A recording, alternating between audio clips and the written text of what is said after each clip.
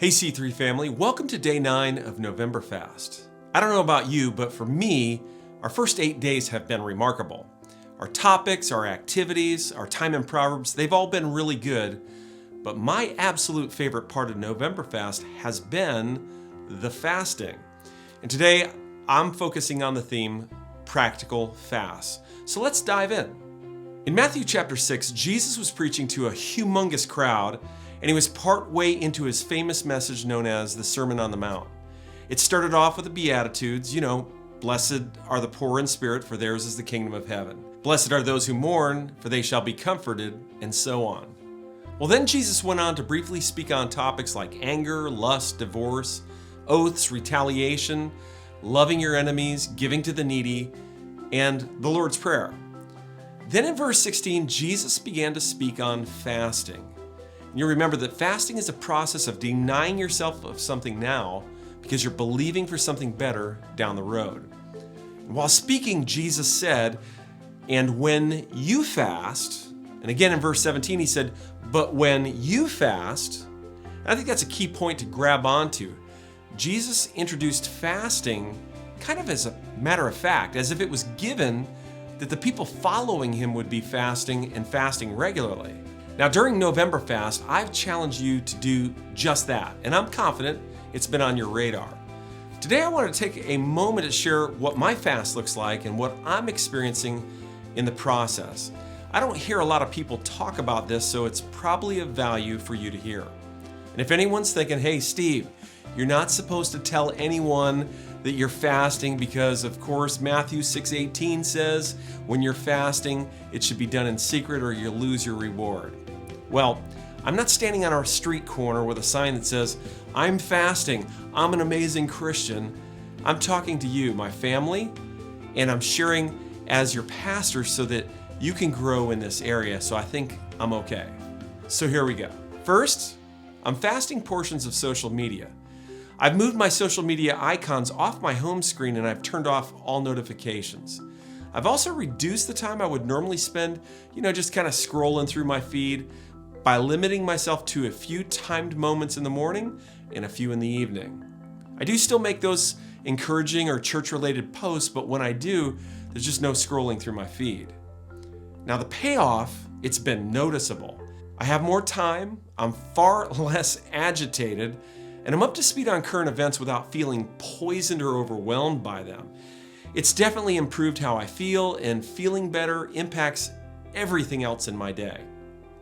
Secondly, I wanted to fast something I enjoy. I wanted to lay something I enjoy down as an offering to the Lord on the altar for the month. Normally, Rowena and I wrap up our day by sitting on the couch together, enjoying the last hour of the day. We watch a little Blue Bloods, or these days, the Hallmark Channel. Yes, guys, Hallmark Channel. It's for my wife.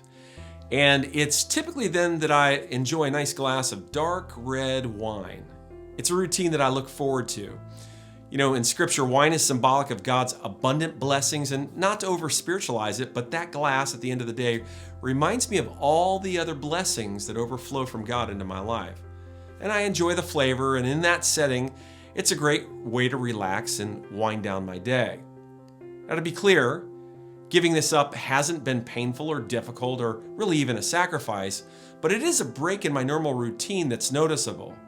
And I'm reminded at the end of every day during the fast that I'm going without something that I enjoy because I'm pursuing something I desire so much more. I'm pushing in to experience all that God has for me, and this is part of it. Now finally, I've been fasting solid foods for 5 days at a time, and I'm scheduled to do that 3 times during the month. These are not my longest fasts ever, but it's definitely the most days overall in a month that I've ever fasted. For me, the benefits of fasting are always crazy noticeable. I end up dropping some weight, and that's always good. Also, my digestive system gets a complete purge, and medically speaking, I've heard that's really good too. It also increases my brain function. I know that sounds crazy. I can't really explain it any other way than it's kind of like stepping out of a bit of a fog. I can think more clearly, I can stick with thoughts longer, and without distraction. My creativity, my problem-solving abilities, they seem to go through the roof. Finally, and most importantly, my ability to sense God's presence and hear God's voice, it goes off the charts. It's so much louder than any physical pain I experience. It's almost like having a foot on earth while having a foot in heaven. And while I'm in that space, I discover direction, answers, freedom, power. It is incredible. In fact, it's so much better than normal. I always struggle to end the fast. I don't want to lose that closeness that I've experienced. I remember one time ending my fast by taking a mouthful of food and saying, "Goodbye, Lord." It was kind of a crazy but cool moment. Well, I hope all this has been hopeful, and I hope it's been encouraging. And so with that, I want to challenge you to spend some time today looking again at your plan for fasting. If you've yet to make a specific plan, today's the day to pencil it out and journal it. Make your commitment. And if you've already made a commitment, maybe today you might feel like you need to raise the bar a bit higher. Do it. You'll never regret it. The benefits will be amazing. Now today, after you're all done with that, we're going to be in chapter 9 of Proverbs, then going further through our prayer journals and praying through our Set the Tone Monday outline. After you're all done, don't forget to leave a comment on our blog, or maybe even easier, on today's NovemberFast social media post. And with that, have another fantastic day.